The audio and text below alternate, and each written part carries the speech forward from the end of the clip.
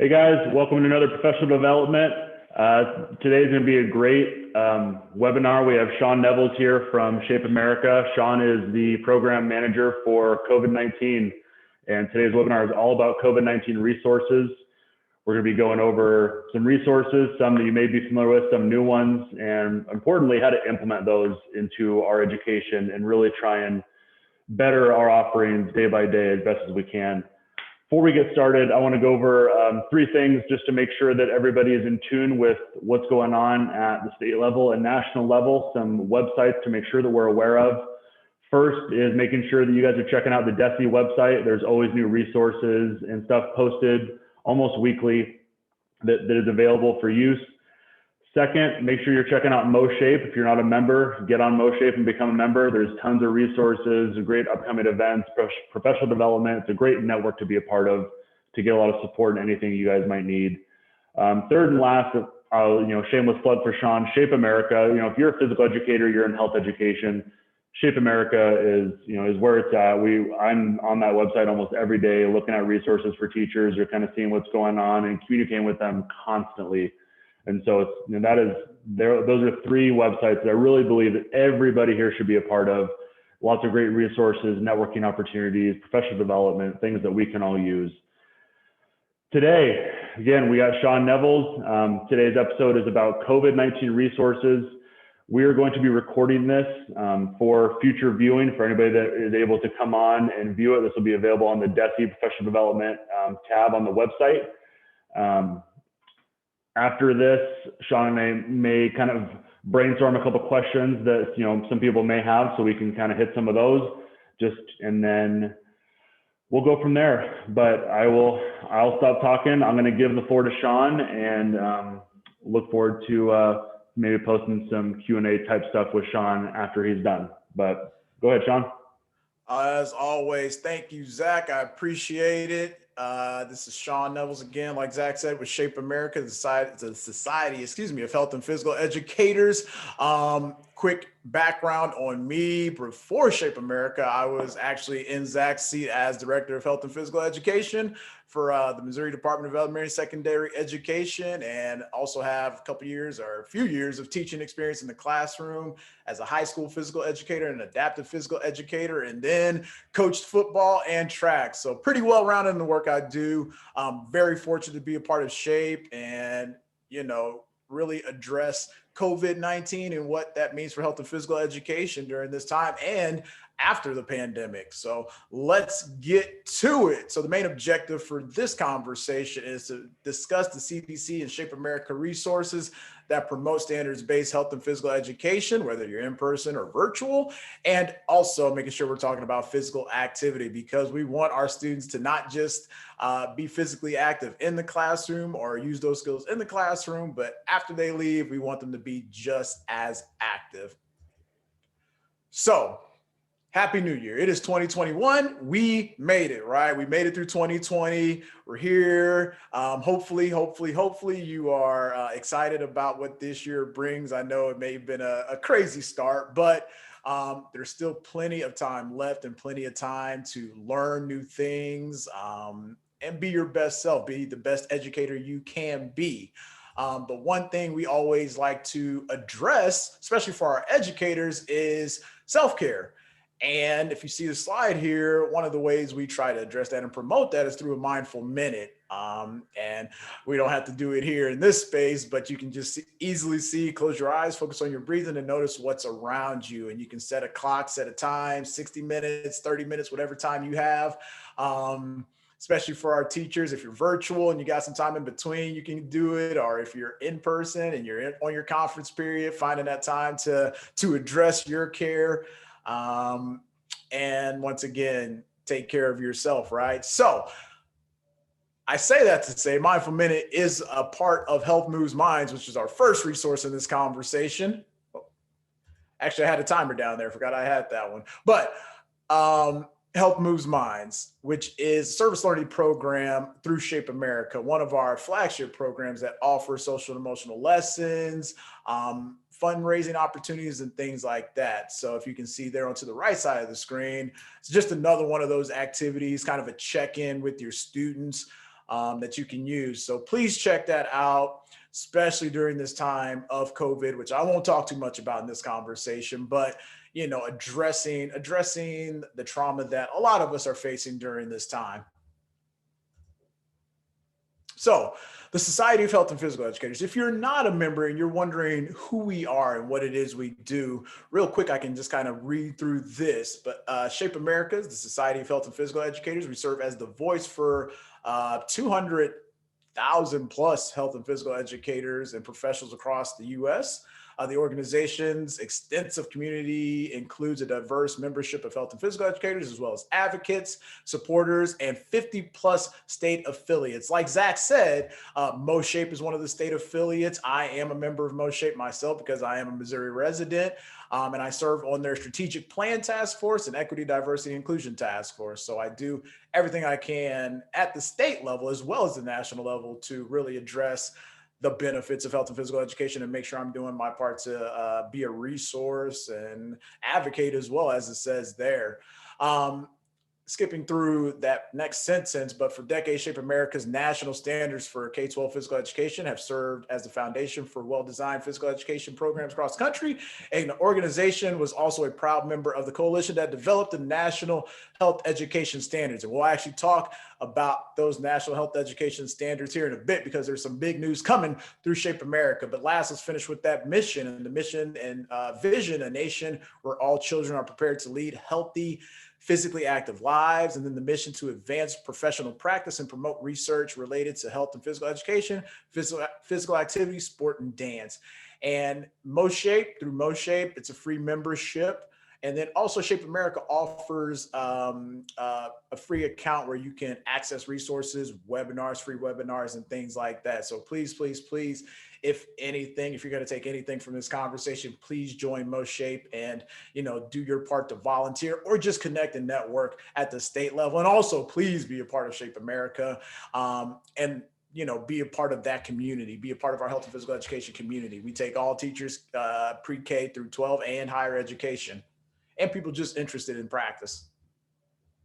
So national convention's coming up, and we know this year it has to be virtual. We would have loved to be in person, but to still be a part of the space during this pandemic, the Shape America Conference is virtual. It's April 13th through the 17th. Please register. Registration went out, actually, I believe just this week, which is the middle of January. So look into it. Look at the different things we offer. We have, on top of 1 hour sessions, we have coffee talks, lunch and learns. We'll have some engagement activities, fun activities in the evening time or sprinkled throughout those days. So please look into the convention, the sessions, and please be a part of, once again, those conversations and the sessions that are going on. So we're here to discuss CDC and Shape America resources, but why the Shape America and CDC? Why is there that collaboration? Well, if you look at the WISC model here, you see that CDC recognizes that health and physical education are the foundation of a child's well-being, or the whole child. So you see there the WISC model, the whole school, whole community, whole child, health and physical education are at the top of this model. And then you include every other aspect that we deal with in education when it comes to nutrition services, health services, counseling, the climate of your school, the physical environment, employee and educator wellness, family engagement, and community involvement. It's all a part of what helps the growth of students, not just academically, but also in life as well. So take that with the coordinating policies and practices, and then you have you have your healthy, safe, engaged, supported, and challenged students. So fortunately, in our realm, CDC recognizes that health and physical education are, once again, foundations of the whole child, and Shape America is a part of the work with CDC in addressing that. So just kind of defining health and physical education as it relates to the whole child. You have physical activity and physical education, which is more participation. We know more participation in PE and physical activities associated with improved academic achievement, better concentration and attention, better classroom behavior, higher achievement test scores, higher GPAs, and lower dropout rates, right? And then health education, when they are planned experiences, provide students with the opportunity to acquire information and skills they need to make informed health decisions, and also instructing students on a variety of health behaviors will not only increase their health literacy, but also impact their health and academic outcomes. And once again, this is research material, right? So if you look kind of at the article I pulled from Critical Connections for Health and Academics, that talks a lot about the WISC model and places health and physical education with other components of the WISC model to come up with this informed model and this informed way of addressing the needs of students. So, thing that came up real quick was health literacy and physical health literacy in particular. So defining that, and once again, just kind of going deeper into these terms that we're learning. Health literacy is the ability to access, understand, appraise, apply, and advocate for health information and services in order to maintain or enhance one's own health and the health of others. So, you know, when you're thinking about your curriculum, are you promoting broader behaviors, not just learning small bits and pieces here? It's all about skills-based learning. Hopefully you've heard about it, right? And then also you take that and you put it to the physical education side, and that's physical literacy. That's the ability to move with competence and confidence in a wide variety of physical activities in multiple environments that benefit the healthy development of the whole person.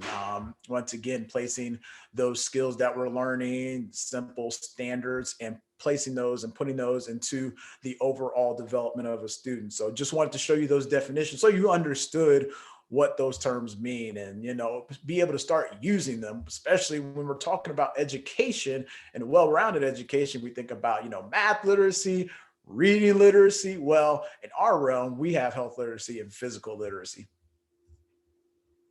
All right. So another part of this topic is about COVID-19 resources, you know, resources that were developed or shared during this pandemic. We'll hit on those. And once again, a lot of this work is related to CDC work, especially in my role as a CDC funded project director with Shape America.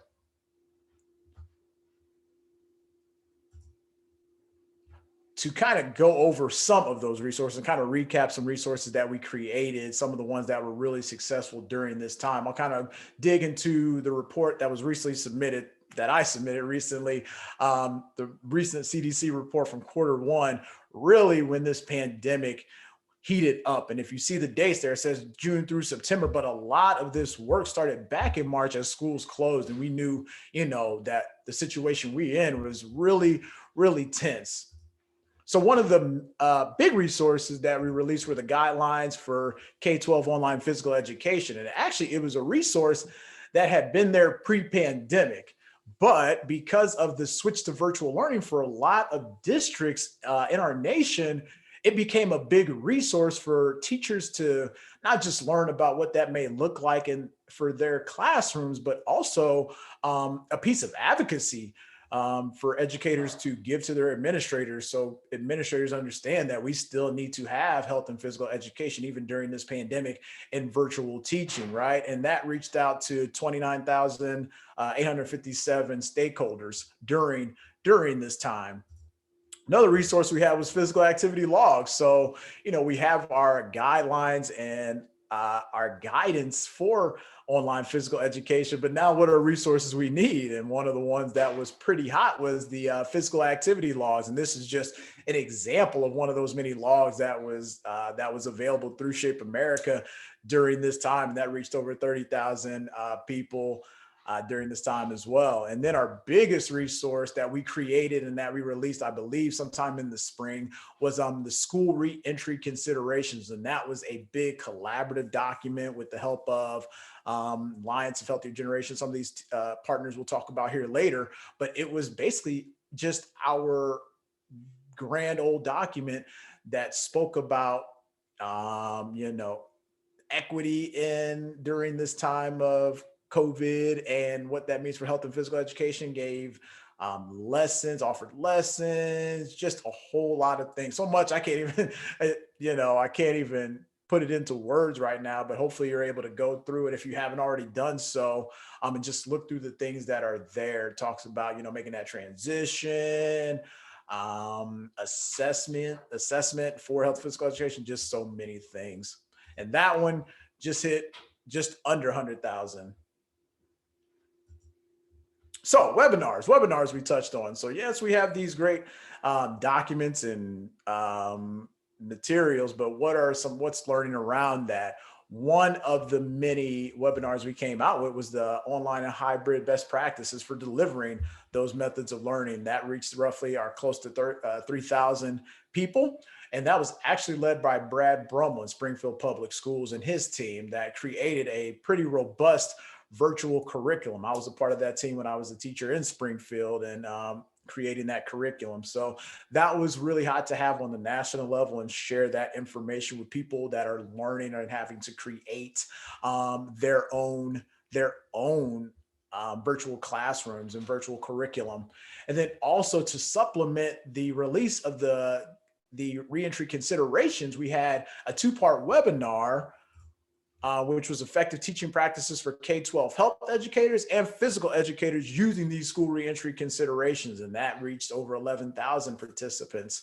But that was there to supplement the document and really put a lot of the reading into context. So it was a pretty successful webinar. And once again, it's still available for those that would love to learn more about that document and how they can use it in their space. And I know, we're talking about the second semester of this pandemic when it comes to school, a school calendar year. But, one thing I tell people is that virtual teaching is here to stay, and we have to start adapting and evolving. And if anything, learn some of these skills when it comes to virtual teaching, because we never know, even if we're in person, we'll never know if we, how we're going to use it. Or maybe it's about supporting educators that are doing virtual teaching to make sure they have the resources. So, stay involved with this conversation. We'll create platforms to continue conversations around virtual teaching in the future of it post-pandemic.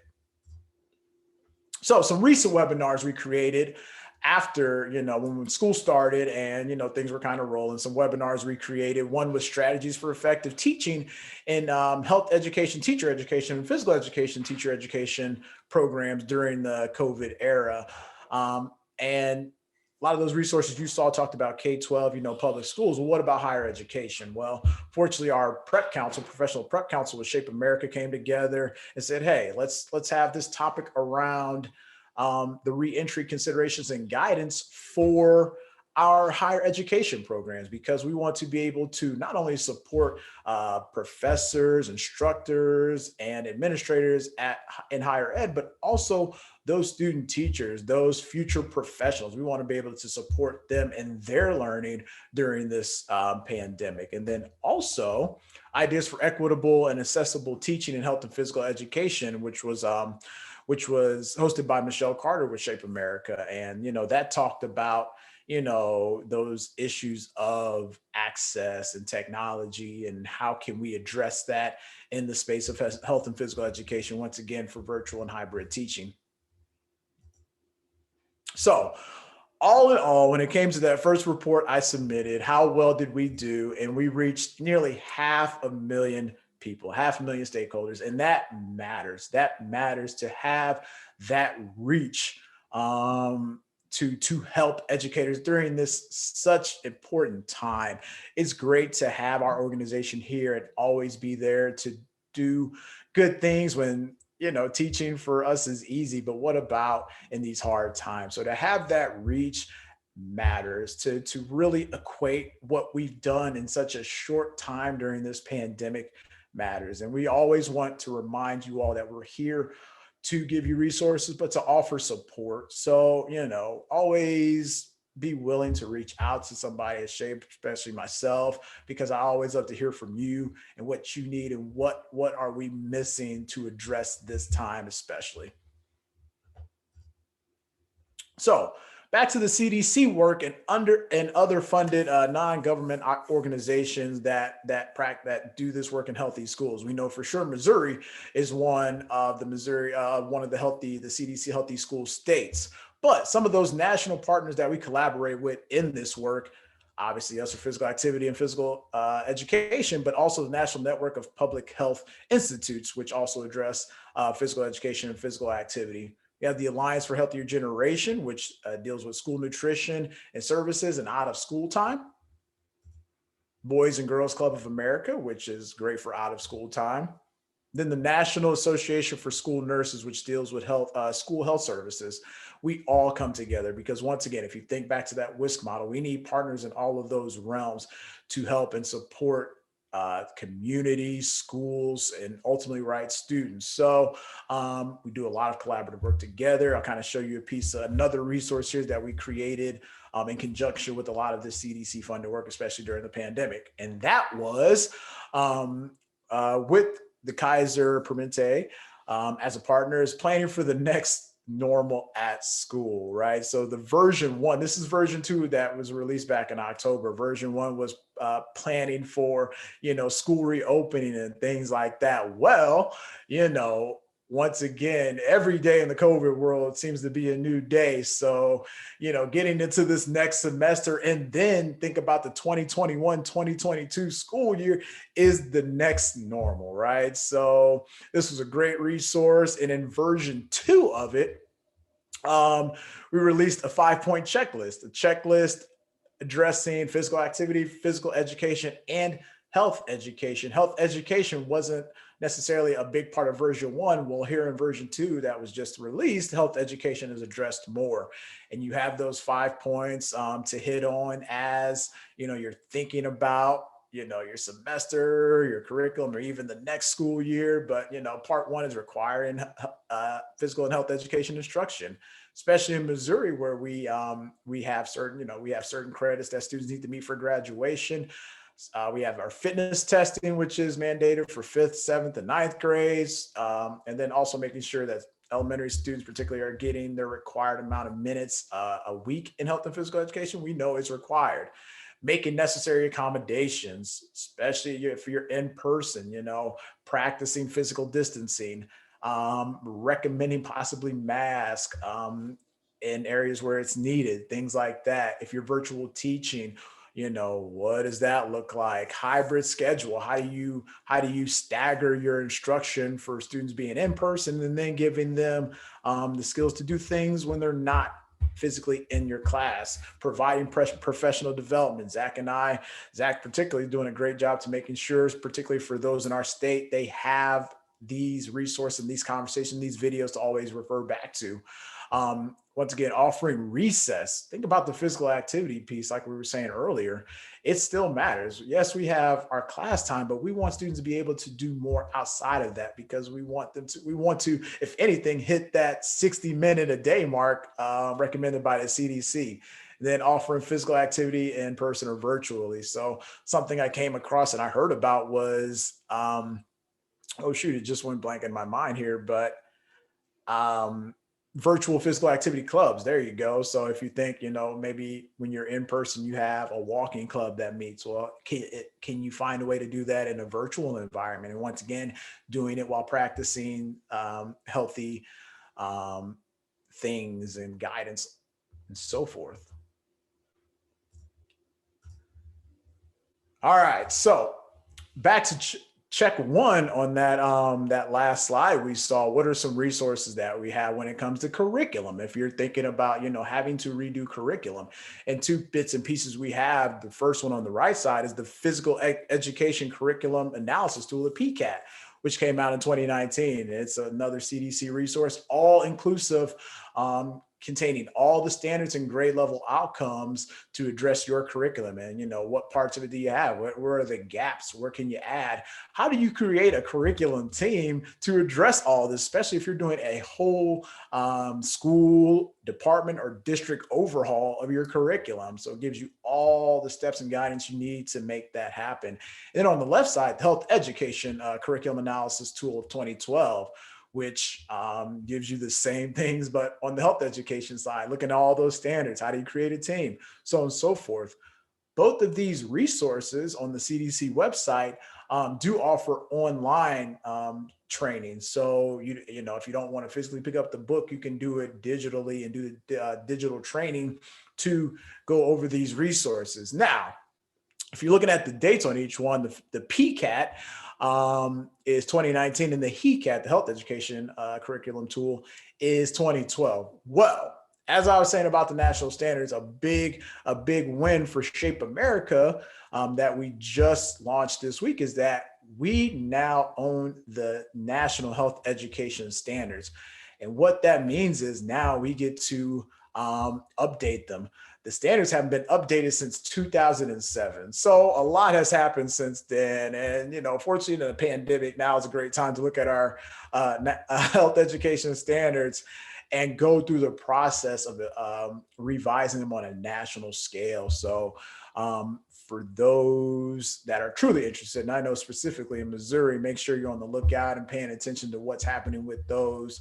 So when it's time at a state level to talk about standards, we're ready to address those. So staying on that health education side was the Health Education SEL Crosswalk. Once again, this is a collaborative resource, CDC and Shape America, and this aligns the health education standards with CASEL, social emotional learning core competencies. Once again, and we talked about in the very beginning of this presentation is social emotional learning, and how do we address that? So this awesome resource created, we'll go back here. The resource created here, kind of looking just at, you know, what a page of it will look like, is breaking down those standards. What are some of those social emotional competencies addressed in each standard? What are, you know, how is it aligned? What does it look like in practice? But most importantly, especially in the times we're facing now, is equity. You know, how does it address equity? So, you know, for those that are wanting to know what that looks like for health education or physical education, really take a look at this to figure that out and making sure you're addressing that within your curriculum. So once again, you're giving students another piece, another skill of advocacy for themselves and oneself in addressing equity. And not to forget, because we have students of all abilities, is the online roadmap to adaptive physical education. And that is an online course that is pretty robust and all inclusive. Talks about what do adaptive services look like for students that are in the adaptive physical education classroom, or maybe in a regular classroom. Also gives a lot of the legal aspects that we often forget about when it comes to providing services for students when it comes to adaptive physical education. And then also talks about work with future professionals in that realm. So definitely, especially those who are in adaptive physical education, may pursue adaptive physical education, or if you have students that have IEPs or 504s in your classroom, please take a look at this resource and go over it so you know what matters and how to provide the best instruction for students that receive services. But not to be too shy about what else we do in other ways and resources. We have the Shape America podcast. And yes, I am the podcast host. And the reason behind launching or relaunching the podcast was to have continuous conversations and share success stories, because a lot of times we just want to hear from educators. So we launched the podcast. So far, we've had Anna Forslito on, our Most Shape president-elect. She was on one of our earlier episodes. We've had the Huff sisters, Michelle and Stephanie from New Jersey, that were on and talked about Health Moves Minds and how they've implemented that in their classroom and how they were successful doing it, especially in the virtual environment. Then also, we've had Daniel Oganyemi, who serves as Learning Development Inclusion Partner for Borough Behavioral Health. And with the podcast, we're not just talking about the realm of health and physical education, but we're also talking about topics around health and physical education. So we can bring anybody in from not just HPE, but also wellness, mental health. So it was great to have Daniel on and just talk about what that looks like and what it sounds like from the mental health aspect, coming from somebody in mental health, for students, educators, and communities. So please continue to follow, listen to episodes. We've had a lot of great guests on. I know we're going to have another Missouri guest on really soon. Mind you, this is a national platform, but I am a Missouri resident. So it's great to have Missouri people on, especially those that have a national presence, like Darion, Mr. DC Cockrell, right? Our Missouri Teacher of the Year. He's also going to be the Shape America, one of the Shape America guest speakers for the virtual national convention. So this is a fun podcast, and I love to highlight it because his story has just absolutely taken off outside of our state. He's been on Good Morning America, CBS, BET, you name it, all the letters in the alphabet. I think he's been there at this point. And then also just another piece of engagement, Twitter chats. So, these are ways for those that are just hanging around on their phones at night, thumbing it around, flipping through your social medias, Twitter chats. We like to have great conversations and also share resources through these Twitter chats. And one of our most recent successful ones was back in November around social justice and pertaining to health equity. And that one was pretty successful. 82 users, 82 guests, 563 posts, and we reached nearly 200,000 people through this Twitter chat. So multiple ways to engage with Shape America, with resources, with the community, not just a time of convention, being a part of these things. I know, especially with Most Shape, they host virtual town halls every once in a while. Just had one the previous night about a recent House bill that made it through legislation. So be on the lookout for a lot of these different ways to connect and learn from the community. Then also, another way, on the national level, we have our Shape America state, district, and leader special interest group, state and district, leader special interest group. And we come together kind of frequently, about once a month, and we talk about issues ranging from advocacy, assessment, best practices, reopening strategies, obviously, which was a big thing in 2020. And then once again, just like we're doing right now, sharing more resources, sharing with the community. So, once again, just another big way to do it. I know we have some people from Missouri that are a part of that. So if you are a district leader, please feel free to join the group. You can reach out on Facebook. You can reach out to myself or Aldra Walters, be a part of the group. But the more we have, the more we can learn. So what's coming up? A lot of things we talked about have happened, are there, are housed within Shape America. But what's coming up? What things are we looking forward to? Well, we just launched Critical Conversations about Trauma-Informed Practices in Health and Physical Education. And that was a feature series in our November and December JOPERT article, which talked about trauma-invested practices in K-12 health education and physical education, and heat and PEAT programs in higher education, and also a good piece on restorative justice and restorative practices. So join us for these conversations. These are just like this is a conversation. We want to hear from you all. We want to give you resources, but also give you support in implementing trauma-informed practices and trauma-informed care for your students. We also have a series on cultural proficiency and cultural humility, stress management, and building relationships, especially in this distance learning environment. And we're doing that work with Culture Links LLC and Huda Essa, who is the founder of Culture Links. It's a 3-part series. It'll be on our Shape America Online Institute. You can receive credit for professional development credits. So be on the lookout for that. And that information. And then lastly, because always self-care is the best care, we're launching a wellness and self-care series. Right now we have wellness training specialists, which I believe are sponsor for the Shape America Toy program, and then well-educated, integrated, or we integrated, as you see there. That's a couple, Bo Chappelle and Daniela Land.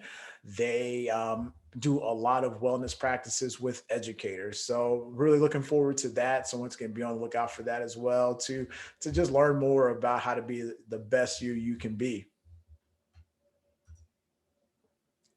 So with that, this slide always reminds me that it is time to be done. Our health is our wealth. I always remind myself that. I hope you tell yourself that as well. And make sure you address that with your students. So thank you all. There's ways you can contact me if you have any questions past this webinar. And Zach, back to you. Man, great as always. So I had a couple things I was thinking about going through all these, and I wanted to save to the end because I get so involved with listening to you speak that I never bring on people that are the best and the brightest and want to interrupt what they're saying because it's always so great. But I want to pose a question to you that I think will help a lot of people because I've heard some responses, some questions, some input, and to not put you too on the spot, I'll go first and answer my own question just so we can get the ball rolling. But as far as resources and implementing those resources, tons of information coming out every day about resources and do this and do that. And I wanted to poke your brain on, if you put yourself in the classroom shoes, in those teachers' shoes, and you could pick a resource and implement that resource for the most, I would just call it immediate impact, something that, if you're a teacher who's struggling and hasn't had time to do much, because during this, we're all first year teachers. If you're in education, this is a first year for all of us. This is a brand new environment, brand new arena. And so I wanted to poke your brain, if you could think of, this main resource that can give that most impact right away. And I'm going to go first in saying that, and because this is kind of an odd way to look at it, but I view that resource as us, as that network of educators, the network of whether it be Most Shape or Shape America or DESE, or even the other PE teacher in your office or the PE teachers in your district. And it's in education, it takes a village, and that is pre-pandemic, post-pandemic, all the time. We are all, we all compile our units and our lessons and whatnot. And during these times, if you can think of it, a teacher is probably already working on it and would love to, talk with you about it, love to share those resources, whether it be on any of the really great, CDC sites or DESE, Most Shape, Shape America. There's tons of great stuff out there. And so if I can give you a resource, it would just be the network of all of us, of your educators, of your peers. And how to implement that is to reach out, to be on webinars, to email your district coordinators, email Sean, email me, email anybody of, hey, this is what I'm running into. What have you seen done in other schools and districts that may have helped? What have you, or has no one done this? And I'm very rare and I'm having the only problem with this, which rarely ever happens. And so I would just encourage, my resource and implementation would be, we are a resource, and I strongly view us that way. As we want to be a resource for everybody, as well as we hope that when teachers reach out to us, we are going to turn that teacher into a resource for another teacher who has that problem. And it's a big ripple effect. And so I would just hope that, for implementation purposes, we need to all use each other, and we need to, we're all in this together and share our resources, share our ideas. And really, so Sean, if you have an idea as far as a resource that could put some immediate impact into a classroom or district, and maybe a way to how you would implement that, I'd love to hear your input on that. Yeah, for sure, man. You really said, when you first asked me that question, you answered it with the exact thing I was thinking, is we are each other's best resource, right? Because nobody is alone in this. Like we are, like you said, and we've said it between you and I, and I've heard it, we are all first year teachers in this because nobody's ever gone through this. So whatever somebody's going through, there's somebody else going through. So making sure you're a part of a network and you're able to reach out and really learn from each other. But another resource, and I mentioned it in the presentation, I just kind of pulled it up here, and I'm going to pull it up real quick on the screen, is the reentry guidance and the school reentry considerations, because it's all encompassing no matter what situation you're in right now. So kind of going through the table of contents here, when you talk about teaching strategies, you have the different things from equity, access, and inclusion, social emotional learning, ways to assess students, find out what may be going on at home, but then also some of the, talking about recess and how we can still do that, but the in school instruction with physical distancing, because we want to be able to be safe as we're still learning. And then distance learning, what that looks like and sounds like, hybrid learning. So it's all encompassing to whatever situation you're in. And if I kind of scroll through this a little bit, and I hope eventually I'll get there, you see where it gives you standards, but it also gives you lessons. You have your outcomes, but it also gives you some lessons you can go to, space jamming, things like that, taking a selfie, the emoji rating from our Health Moves Minds resource. So, if there's ever a place to start, especially if you're working ground level, I would say this is the way to go. Learn about what it means to be physically distant in your classroom and what hybrid learning looks like and sounds like, all that good stuff. And then get to the activities, the physical activity, a lot of fitness stations, the things we're good at, right? Love it. Yeah, every teacher I speak with, one of my things is always saying, this year we're all in it together. We're all first year educators. We are rebuilding the book as we go, and having to rewrite the book and implement those resources of the book at the exact same time is a very difficult task. And so hopefully we utilize each other, and that resource is incredible. And I hope that it is not lost on people how much time goes into building those resources, because they're very in depth. They're very, there are people that have been in physical education and health that have been writing scope and sequence and curriculum for decades. And we were able to, not me personally, because there are other bright minds that were involved with this, but that we can pull out this kind of stuff in, months and just get it done real quick, because it's an emergency. We need it, and it's really important. And so it was awesome to see a lot of those great resources and how they can be implemented. One last question. We have a little bit of time. I'll give you one last question. This one is not as thought-provoking, but it's kind of a cool idea. It's based on resources implementing different activities and lesson ideas. If you're in the classroom, our instruction is a lot different than we're used to. Physical education especially, we love being in front of our kids and being active with them and seeing that physical activity and being able to teach in person. But if we cannot be in person right now, and we are trying to reach our students, it's difficult. And all of our students are Zoomed out. Some teachers are getting Zoomed out. I mean, we're on webinars and Zoom all the time, and that seems to be all that we're doing.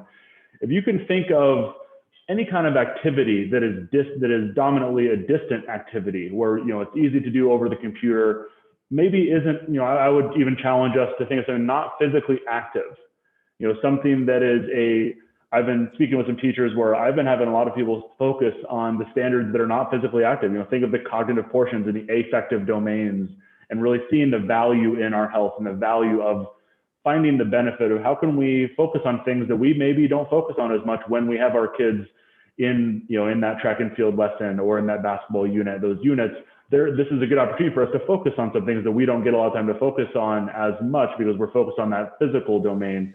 So can you think of a good activity or implementing some kind of lesson that is, not so much physically active, but more of that, we've spoken a lot about mindfulness and a lot of those things, anything that, would be cool for a teacher to focus on that will get their kids involved without needing to demonstrate that physical activity. Question, and I'm going to give you the simplest answer, and that is a check-in. It is simple as that. That is the way to learn a lot about your students. And with a lot of things we're talking about here, a lot of the learning we offer students, it's more effective if we have relationships with them. And that's the biggest part, especially if you're in the virtual environment, is building relationships. And it's as easy as checking in. Once again, there's so much going on in the world that we're living in right now, that taking the time to check in with your students, make it a warm-up activity. Going back to one of those previous slides, that happy scale, things like that.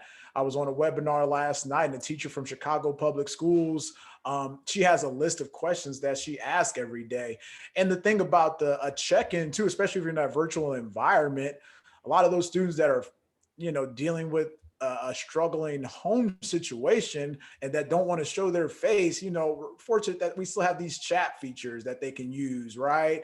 Or they can say it and talk about it, but making sure you're addressing your students' to build relationships, and then get back to the stuff we know for sure we do best, like you said, Zach, the physical skills, the movement skills, the sports skills, the cooperative activity skills. So it's just as simple as doing check-ins, or making sure, even if you're doing physical skills, you're addressing those affective learning, the aspects of affective learning.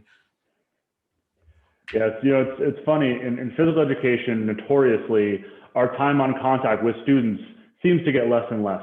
We're fighting for minutes, we're fighting for the classroom, and so it's really hard to see the reasoning of, can I get rid of some of my classroom time to not focus on instruction and focus on something else? And it's times like this where I was on a call with a whole bunch of students. It was a couple of weeks ago. And I took time out of it to focus on something. I was trying to think of something funny, something completely not academically related at all. And it was all, this was an 8 a.m. webinar. It was the first class they had of the day. And it was having them, if they had breakfast, happen to have it in front of them, because you can see all these students munching on their cereal and whatnot. I had all of them introduce themselves and what they happen to be eating right then and there. Like, what kind of cereal do you have? What kind of waffles do you have? And just, it's funny to have students see the educator's, personal side, not just that we are this robot in a tie with our apple and our clipboard, and that's what we do all the time. That, I'm having some granola and some yogurt. What are you? I'm having Eggo waffles.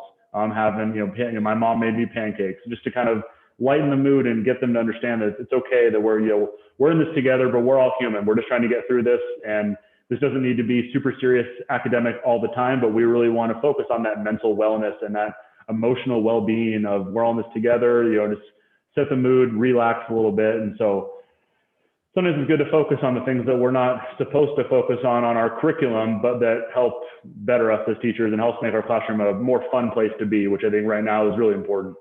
So, well, I'll tell you, hey, don't forget, especially in physical education, standard 4, responsible personal and social behavior. So it's a part of our curriculum. We just have to practice it more. Yep. All right. Sean, thank you again for being here. Great conversation as always. I hope that anyone viewing this gets a lot from it, as I know I always do. And please reach out to any of those resources. Again, this is about resource and implementation, and, without shamelessly plugging Sean and I as great resources, because I think we both love to be those. Please reach out any of those websites. There are a lot of people out there that are willing to help and have curricular ideas, implementation ideas, new resources are coming out all the time. Please reach out. If we can be any help, please let us know. Other than that, thanks again, Sean, for being here, and we hope to see you guys on the next webinar. Take care, guys.